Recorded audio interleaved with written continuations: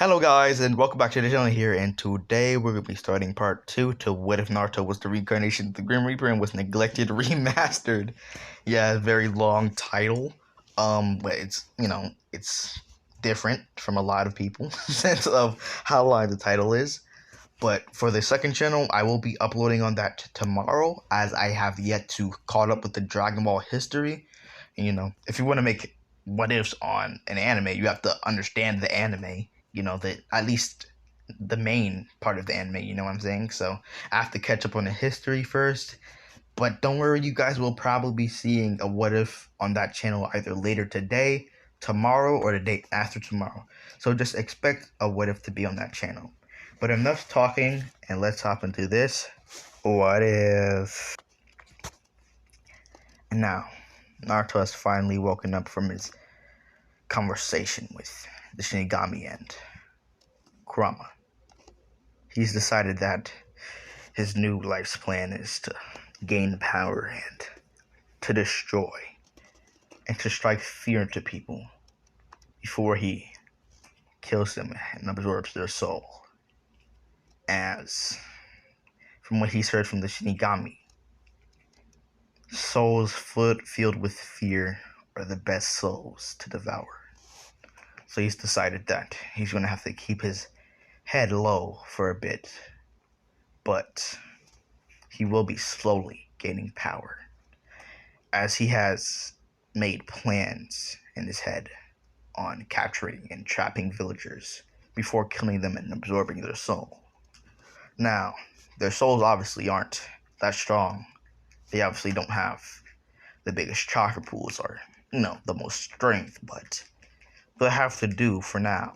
And since there's plenty of villagers to go missing with nobody really worrying too much, then, well, the plan shall be put in action. As we time skip to a 13-year-old Naruto who has relatively kept his head down. Now, he's still been hated, attacked, glared at, all the things that a child shouldn't have to go through. He's still gone through it, but it doesn't really matter. It doesn't matter, as their glares, their beatings don't affect with his plans. No. They only help to solidify his plans. And as time has passed since he's met with the Shinigami and to now, he's slowly devoured the souls of those villagers who have hurted him, glared at him, screamed at him, spitted on him, gave him bad food, and all of the above. He's slowly devoured and slowly gained more power. He's nowhere near his sibling strength, he wouldn't say, but if he were to plan smart and strategically, he could defeat them, possibly. He's maybe tuning level, mid-tuning at this point, since, like I said, villagers aren't really that good of a feeding source when it comes to their souls, but since then, he's become a bit more brave, I guess you could say, as he has started to absorb ninja in the past year or so, which he has seen considerable growth in absorbing ninja then and absorbing villagers. But absorbing ninja absorbing ninja makes, alarms in people's heads go off slightly quicker, since they're more important than villagers. But since he's only absorbing Genin, fresh out of the academy, Genin, while they're on missions, nobody really suspects too much. They just think that maybe the mission went wrong, and only the Jonin sensei was able to survive and stuff like that.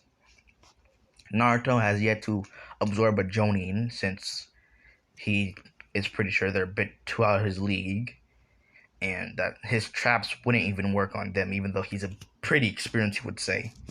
He's sure that their years of experience would help them against his little traps, so he doesn't want to test it on them and then have them escape and tattle on him.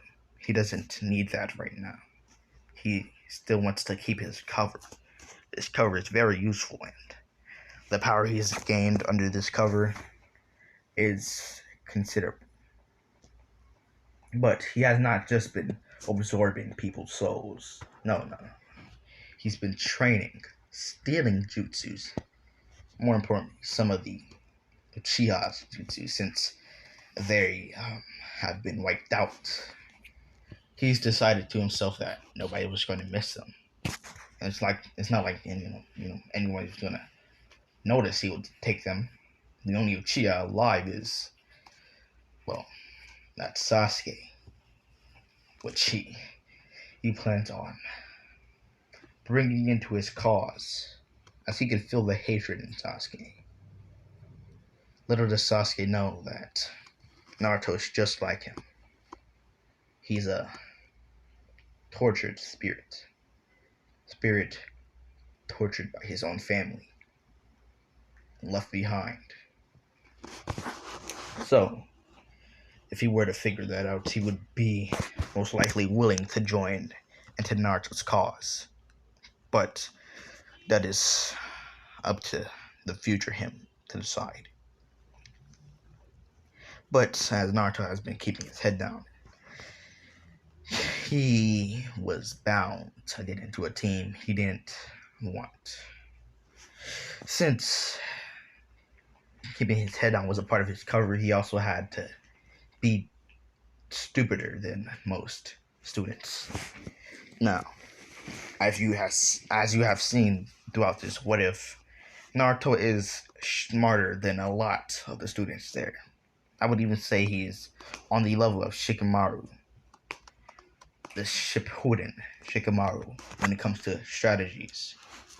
So, he is just as, well, more brave than Shikamaru, but he's very similar to Shikamaru when it comes to strategies and just raw intelligence, is what I'm trying to say.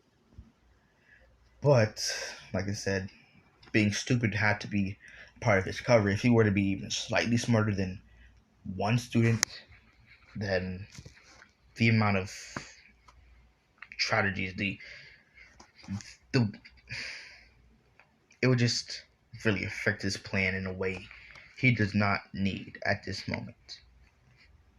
So he has decided to be a dead last, but being a dead last has come with some negative qualities. For example, he's on a team with his siblings.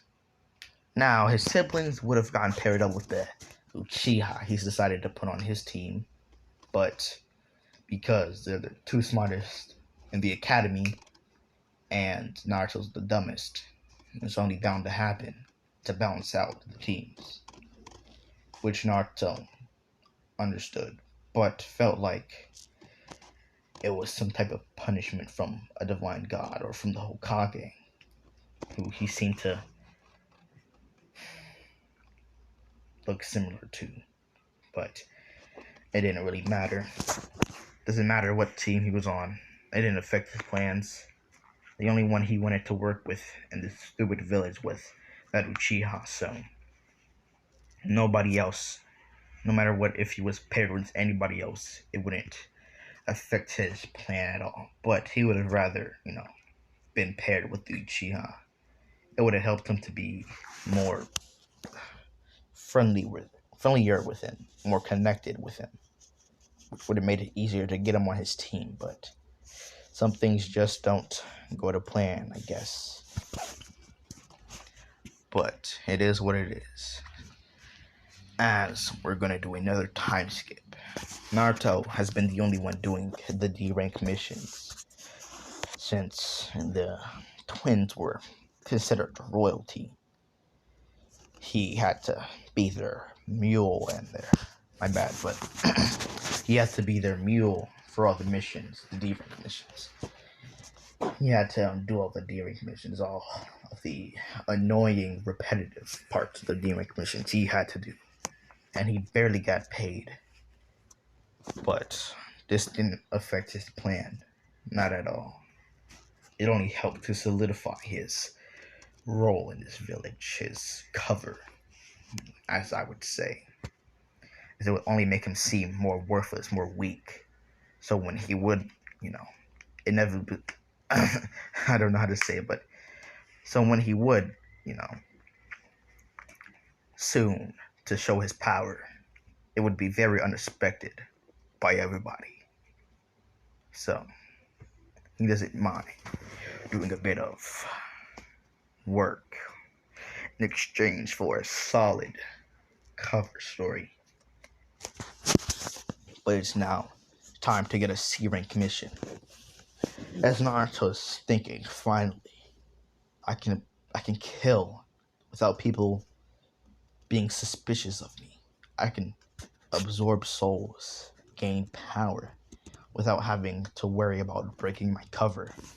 As I am a ninja, ninja, they kill, they steal, they do a number of other horrible things. That's why they are so feared and respected throughout the nations. So, if a couple people were to go missing during his mission, it wouldn't be too suspicious, as that happens throughout a ninja's life. But this mission would be way more dangerous than Naruto would have expected, but also way more beneficial for him in the long run, as he would gain more souls than he would ever expect to gain in one run, as it is the Land of the Waves mission. Tazuna walks through the door, drunk as usual. Naruto thinks to himself, so this is the excuse of a man we have to escort. Of course it is, Naruto. Can't you see? He was the one that ran through that door. Who else do you think would have been an actual sensible creature? No human that would dare hire a ninja is sensible, if you ask me, Naruto. I understand, Kurama. I just expected him to at least be sober for the meeting, you know? But it is what it is. All humans are disappointments, as you have taught me. They just use each other up until they can't use each other no more. So, I'm not too surprised that such a disappointment walked through this door. As Tazuna scans the room. Those two, the one with the blonde hair and the one with the red hair, they look like they could protect me. So is their sensei, but that pale hair boy, he kind of scares me. Not in a way of him being strong, but just in a, just, well, looks disgusting. Ugh, can't believe someone like that's escorting me. But maybe he could be used as a shield for me or something. Whatever. As long as my family's protected. As long as I survive and build this bridge, I don't care if he dies or not. He shouldn't affect the mission. He seems weak anyways. As Naruto. As Minato then introduces Tazuna to the team. Well, my children and Naruto, this is the man you shall be escorting. Tazuna. You shall be escorting him to his village while you guys are at the village and he is building the bridge. You guys will stay there with him until he finished building the bridge. Now, be careful. This is a sea rig mission. Now, no. I don't think that you guys... I don't underestimate you guys, you know. I mean, you got your mother, you got Kakashi on your team. I mean, I suspect nothing to go wrong. I mean, maybe Naruto, but the rest of you, you other four, should be fine for this mission since it's only a C rank. You know? Just be careful out there. Let's hope that this doesn't escalate to a higher rank mission. Someone maybe will die as he looks at Naruto. But it is what it is. Ninja die every day. Just be careful. Come back safe, and you'll get your missions paid. As Kakashi and Kushina nod as they walk off. And this is where we're gonna end this video. And I will see you guys tomorrow. Peace.